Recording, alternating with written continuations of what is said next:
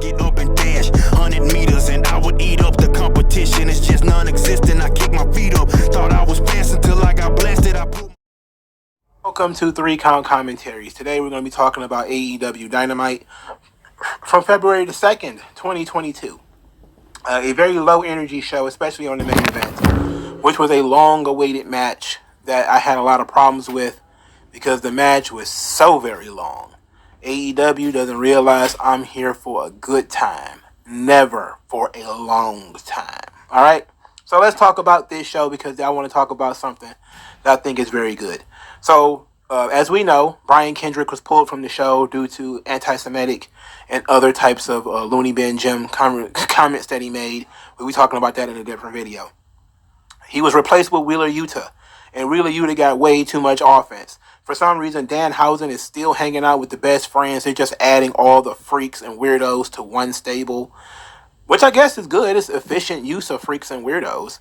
He put some kind of magic spell on Moxley. It didn't do him any good because Moxley won the match. Moxley is in the ring celebrating his victory when Bryan Danielson appears. The crowd wakes up. They're like, oh, okay, this is good. We're off to the races.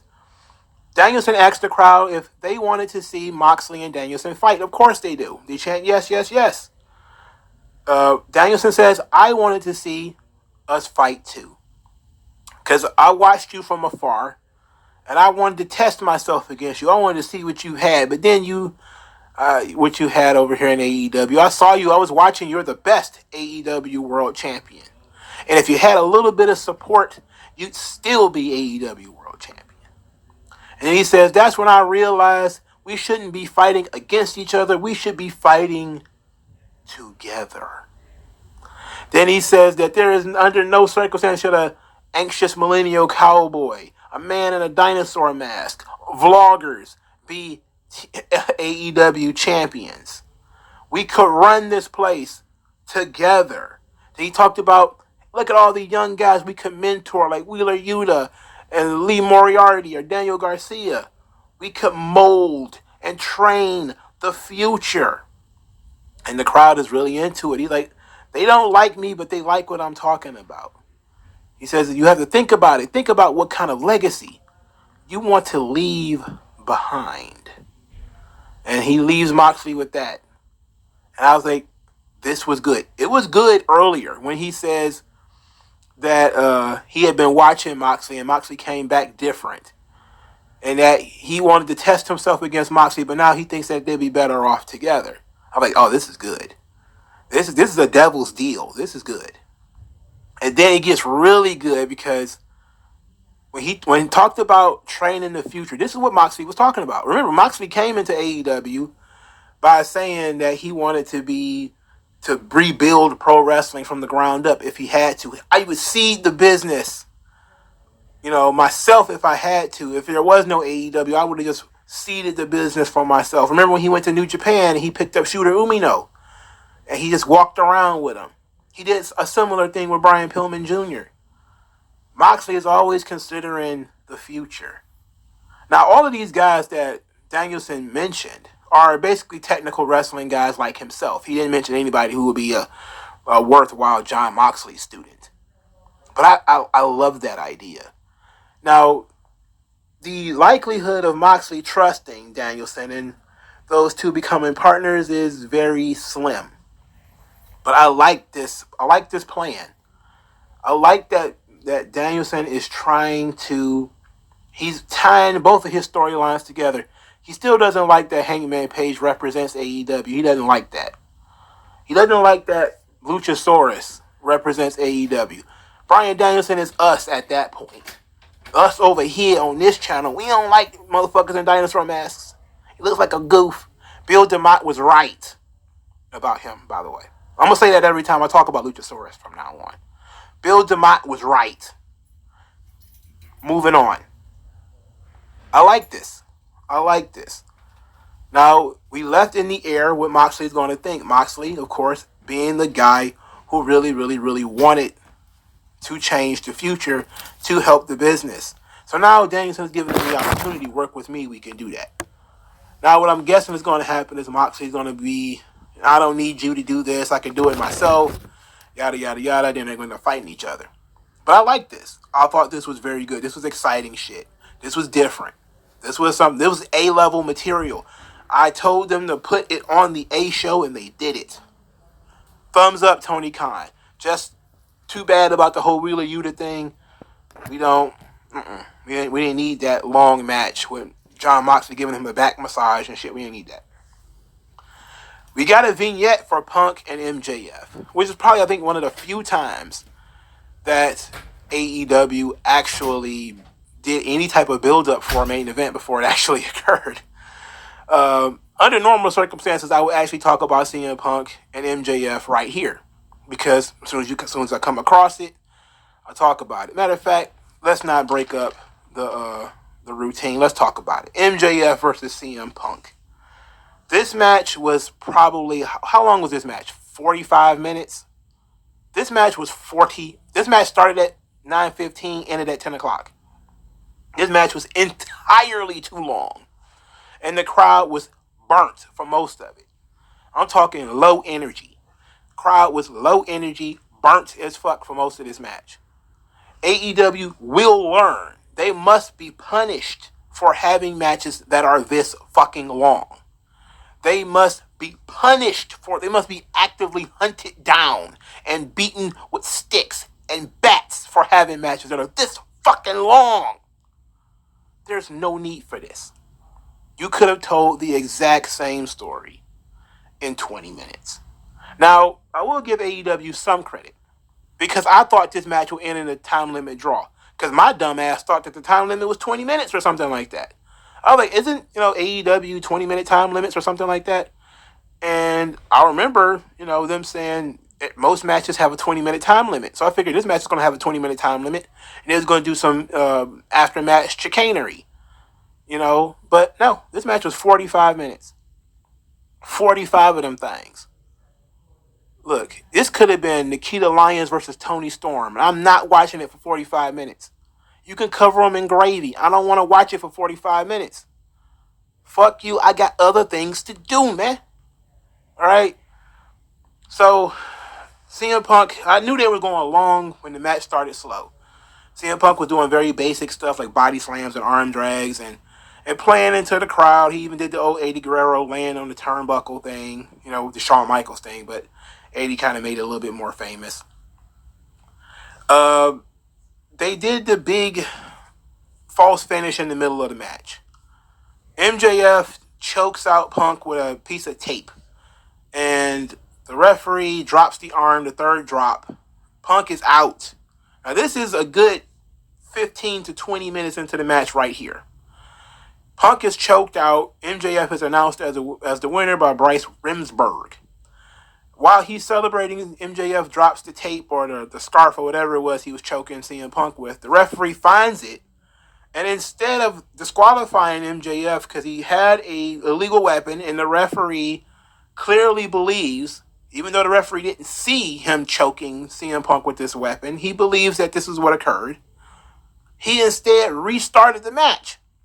So I saw somebody on I guess there's a referee, an independent referee, who was asked about this. And he's like, oh, well, this is a big heated rivalry. You don't want to end the match with a disqualification. You don't want to do that. And I said to myself, like, wow, I can't wait for the Super Bowl when holding calls are no longer holding calls. When we don't call pass interference anymore because, heaven forbid, the referees do their fucking job and actually call what they see. And if that gives you the outcome you don't want, then so be it.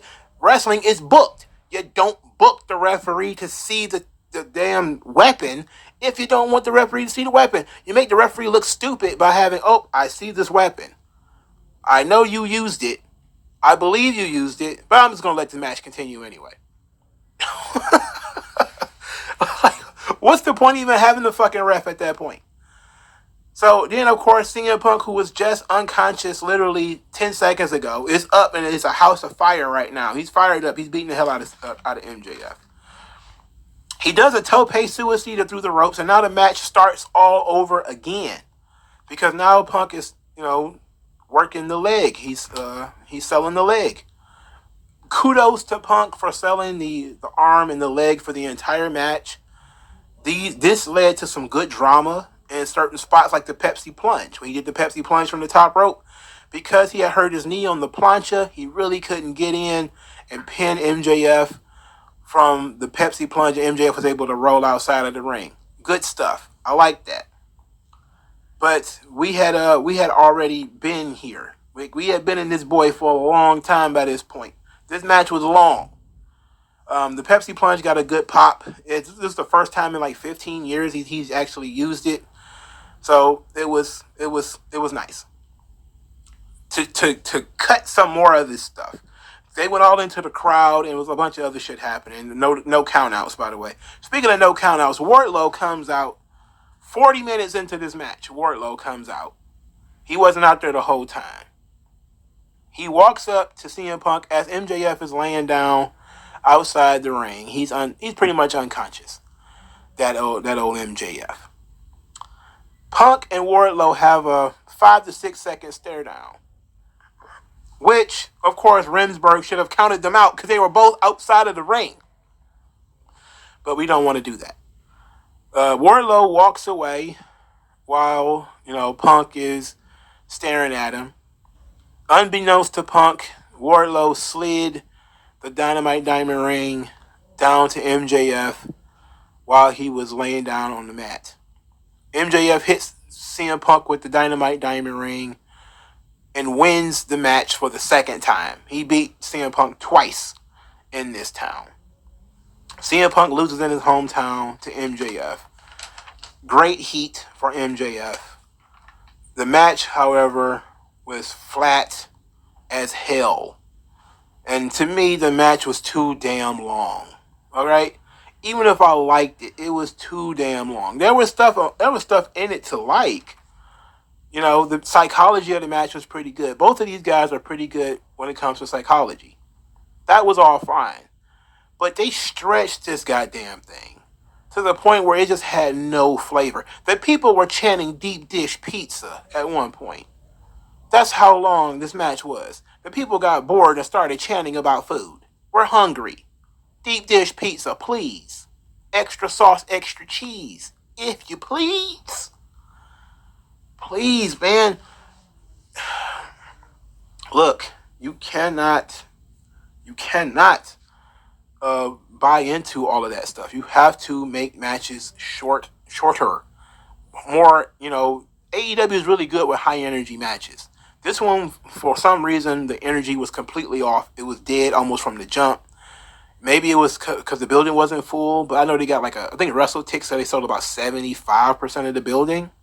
There was also a snowstorm, and there was, vaccine requirements, so it would make sense that they wouldn't sell it out completely. There's a lot of excuses, but, it is what it is. I'm not going to deny reality just because it helps AEW in this instance.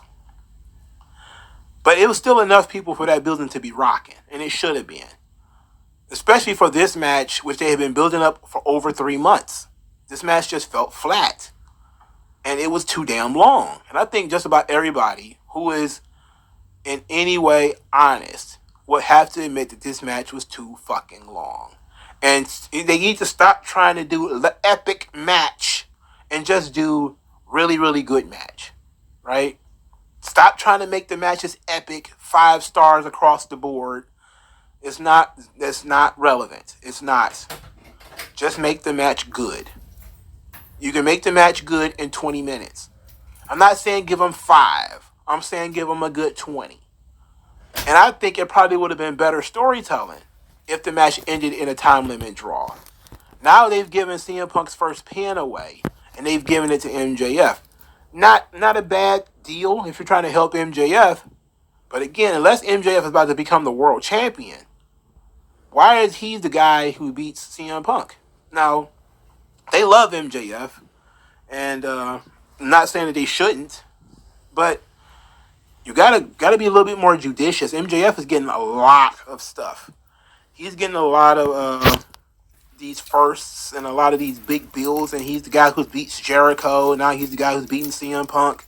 There's a lot of other young guys back there like, fuck, what about me? Like, damn, spread some of that around, for Christ's sake. You're not gonna put the fucking belt on MJF. Why the fuck is he beating Punk? Now, unless they're gonna put the belt on MJF, then which case it's probably a great idea. Now, of course, we do have to ask the question: how did this continue? Obviously, CM Punk was cheated in Chicago, embarrassed in his hometown. MJF is going to continue talking about that, but to me, it seems kind of flat. I like the idea of I didn't beat you, you didn't beat me, let's do it again, rather than CM Punk losing and then begging for another rematch. I don't know. I'm willing to give them a grace period to try to figure it out because at least they gave away a pin. But to me, it doesn't make sense to do it. You have to understand that sometimes this is pro wrestling and pro wrestling is storytelling. Sometimes it makes more sense to end the match in a disqualification or a count out or something like that to prolong the feud rather than giving away a pinfall or a submission. Sometimes it just doesn't make sense to do that. And this is one of those times. This is one of those times where a pinfall or a submission didn't really do you any good. It should have been a time limit draw. And the time limit shouldn't have been 60 fucking minutes. It should have been 20. And therefore, CM Punk can say, look, I had you beat. You owe me a rematch. And he would say, nope, not doing it. And then the dance starts all over again. But now you have to ask the question, what the fuck is CM Punk going to do? Look at everything he had to do to get him in this match one time. What is he going to do in order to get him in this match again? I don't know. I have no idea. So, when you put a period on a sentence, you have to figure out a new sentence. You put a period on this paragraph. You got to make a new one. Instead of putting a comma, you put a period. So now you got to figure it out. I'm going to give them some time. But what they really need to figure out is why the fuck they put Brandy Rose on this television. Holy shit. Brandy Rose. Sweet summer child. She is so bad. She is so bad, everybody was just yelling at her all night. I think this is what killed the crowd, if we're being honest. So Brandy Rose called Chicago Cleveland. And then said there's no real difference between the two because they both have shitty weather. And they're both cities in the Midwest and they both have shitty weather. She's really bad at this, by the way. I don't know if I said that before. She's really bad. Dan Lambert, the first of his two appearances, came out there and said that Brandy needs a reality check. He gave down all the same crap he said before about chief brand officer just being for her ego. He made a boob joke about her boobs being fake. And then said, you're standing next to a sexist, rich, white AEW man out here and you're still getting booed. Ethan Page laughed. And then Brandy cut him down by saying that the only reason they signed him was to get Josh Alexander. Which makes no sense, because if you wanted Josh Alexander, you should have just hired Josh Alexander. Why the fuck would you hire one guy to get the other? Well, I guess that makes sense. They hired Christian trying to get Edge, I guess. I guess they hired Matt to get Jeff to come in. And I guess it works sometimes. So, Brandy Rose cut a promo basically about how he needs to get his house in order because Amanda Nunes left and his top fighter got beat. And that he needs to spend less time in AEW, more time coaching. Lambert then says that he's one of the only people willing to fight Brandy. Said some more stuff about Brandy. Brandy slapped him. Then Paige Van Zant came out there because reasons. And then Paige Van Zant and Brandy had a pull-apart brawl. This was all 100% awful. This was awful. This was, man, look. I was like Clockwork Orange. I was sitting in that bitch with my eyes peeled open like, oh my God, I can't believe this. They're pouring this shit into my brain. You would be hard-pressed and a lucky motherfucker to find somebody more useless than Brandy. I'm talking Brandy is useless on levels I never thought possible. I'm talking she's completely useless. They were chanting, shut the fuck up at Brandy. She was smiling, thinking this was a good thing. No, they legitimately don't like you. And this was made it even worse. Dan Lambert is using inside terms like, oh, you guys will never, the only face turn you'll have to do is being face down or something like that. And I was just kind of like, oh my God, I can't believe this is still going on.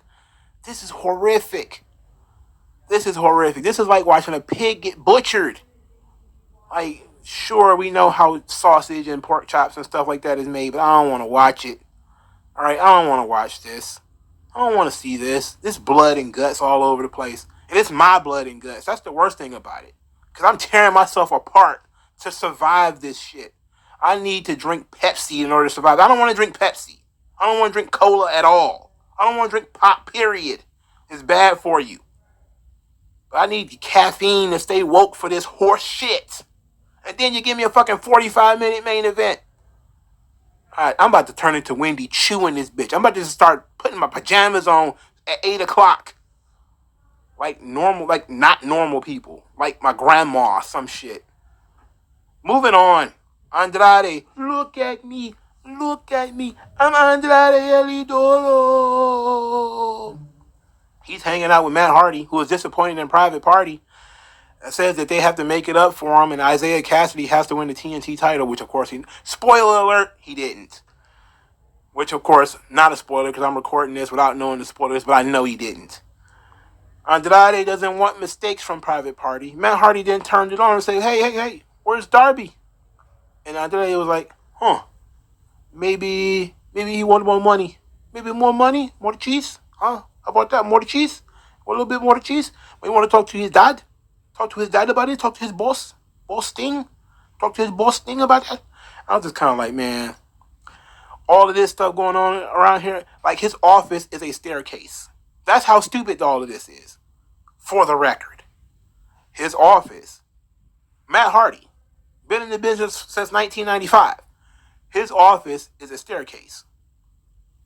Let that sink in. Let the genius wash over you that we put Matt Hardy in the staircase. Not a real office, but a staircase. I mean, who would have thought about that?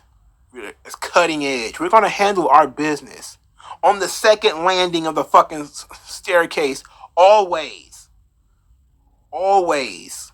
They can't find an office in these buildings they be in. You can't go into a building, get a desk. Even WWE would have mocked an office. They would have.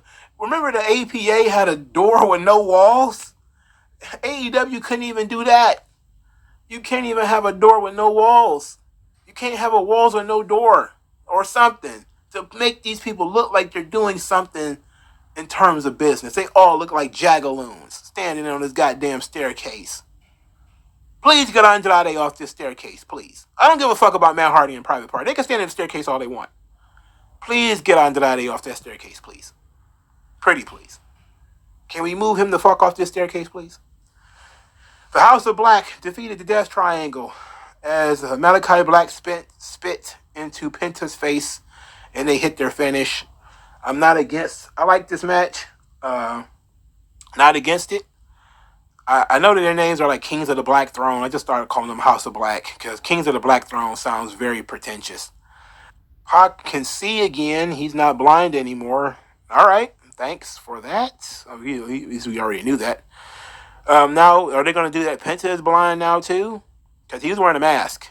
And I can buy that maybe it didn't work because he's wearing a mask. But, whatever. I like Death Triangle. Kings of the Black Throne's okay. It's all just okay. I didn't hate this. Adam Cole, baby, is sitting back somewhere complaining. Saying that he's still undefeated and he's tired of hearing about Orange Cassidy beating him because it didn't happen.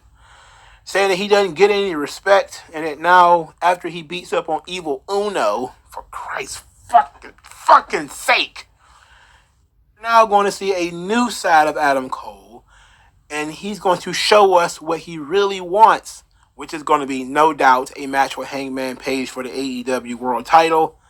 And to be quite honest, does he really deserve it? Even if he beats Evil Uno, so what? He lost to Orange Cassidy. Oh, but it doesn't count because it was non-sanctioned. It's like, yeah, motherfucker, I saw it. I have eyeballs. I'm sorry. Look, you can't do exhibition games in the middle of the series, in the middle of the season. Oh, these games don't count. It's like we do exhibition before the regular season. Okay, exhibition doesn't count. I have eyeballs, I saw them. But we can say they don't count because they're not regular season games. This is the middle of the season. You're not telling me If certain games don't count, then why the hell are they playing them? I don't get it. Why care? Why should you fight so hard to win a match that doesn't mean anything? I don't. That's just one of those things, man. Gotta explain it to me like I'm 5 years old. It makes no sense. Nyla Rose defeated Ruby Soho. It was bad. Ruby Soho missed her detonation kick by a country mile. It's awful. I didn't watch it. I just watched the replay. I watched the replay of Ruby bopping her head on the mat. It is what it is. Moving on. Jungle Boy got beat up by the gun club. He got thrown in a mound of snow. Everybody's outside either without the sleeves on, without shirts on, including Luchasaurus, who wasn't wearing a shirt. Bill DeMott was right about him, by the way. And they threw Jungle Boy into a mound of snow, and it was funny. It wasn't meant to be funny, no doubt. It was just stupid. It's like the Gun Club are just like bullies. You know, they're like bullies from an '80s movie. Fuck you, Bueller. I'm gonna throw you into a locker. Like, what the fuck? This is so dumb. It's so dumb. It's like this is horrible shit, man. This is horrible shit. I don't know why the Gun Club is getting so much attention. Why is the Gun Club getting so much attention and FTR isn't? And Santana and Ortiz, they getting fucked over. We got to talk about them in a moment. But Christ's sake, brother, the Gun Club sucks. All right? They suck. They suck hard. All right, Hangman Page came out there to bore us to death. He talked about 81 days of being champion. He only had 2 title defenses. It's not enough. He's still waiting for his newest contender. Of course, it's going to be Adam Cole, baby. But Adam Cole lost to Orange Cassidy, and no one really cares. He said he doesn't give a shit about Lance Archer or this death match, but he wants it and he wants it now. Lambert came out there to talk. He was already out there talking earlier, so everybody was already groaning when Lambert showed up. And then Jake Roberts started to talk, and everybody was like, what? Because Jake Roberts is as bad as Vince McMahon. We can't understand shit he's saying. Like, are you and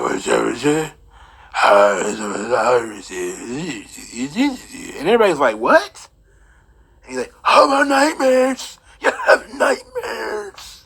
I smell something. You smell something. I smell fear. And everybody was like, what the fuck? Get subtitles for Jake Roberts. Anyway, Lance Archer ran down to the ring and they got into a fight. Then Hangman Page won the fight, because of course he did. Of course he can beat up the 6'8" Murder Hawk Monster. Of course he can beat him up in a fist fight. Sure. Then Lambert hit Page with a chair. That distracted him long enough for Archer to chokeslam him on the stairs and then black out through the table. Lance Archer gets the microphone, says that after next week he will be the new world champion, as the Texas Death Match will be on television next week. I absolutely did not believe him, because why would I? I am not a fool, nor a mark, nor anything else. Lance Archer he's not even a filler. He's not, because he's not filling. This is just bad. This is bad stuff. This is stupid. This is stupid. I mean, they're doing the best, I guess. They have to do something, because Hangman Page is apparently a cold fish as a world champion, despite the fact that so many people claim to like him. It's just not enough intrigue around him. Chris Jericho, he's got some hard words for Santana and Ortiz. He said they disrespected him by not tagging him in last week, and says that they started AEW together and that nobody in AEW has more influence than him. And he said this in reference to Eddie Kingston having some kind of influence over Santana and Ortiz, and then said that does Eddie Kingston have some kind of control over you guys? Then he says that he wants to have an inner circle team meeting and that attendance is mandatory, because Jericho calls the shots. God damn it.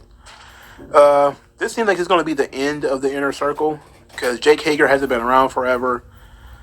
Sammy Guevara doesn't need to hang out with the inner circle anymore. Santana and Ortiz are on the verge of breaking away.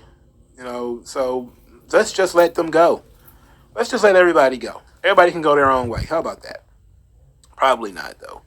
But I love Santana and Ortiz. Everybody's been talking about them for several weeks. It's been very unfair that they've been behind the 8 ball, being made to look stupid for 3 fucking years when they came into the company super hot.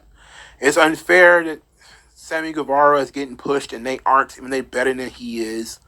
Especially Santana, who deserves so much better. This is all a big embarrassment. But hopefully Jericho can pull something out of it. I know having my hopes on Jericho is probably a bad idea, especially modern day Chris Jericho. But, he at least followed his segment last week with some fire. Him being very upset at them and their behavior and how they've been acting towards him. Him blaming Eddie Kingston for it. So it seems like they might be trying to turn Jericho heel again. That he's probably going to heel on Santana and Ortiz and start calling himself the influencer.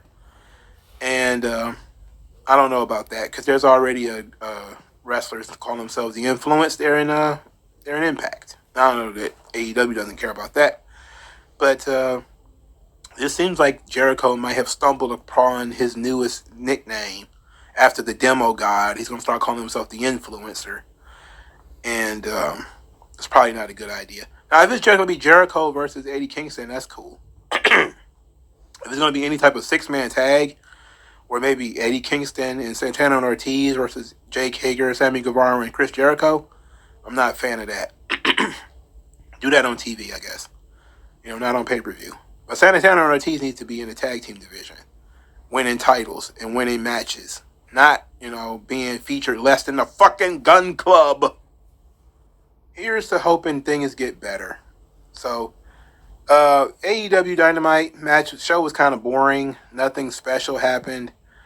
MJF and Punk was a good match. It was just entirely too long. Kings of the Black Throne match was pretty good too. Against Death Triangle. The Moxley Danielson segment was fantastic. But that was about it. The rest of the show was a bore. Let me know what you guys think in the comment section below. Like, share, and subscribe. I'll talk to you guys later, man. Peace.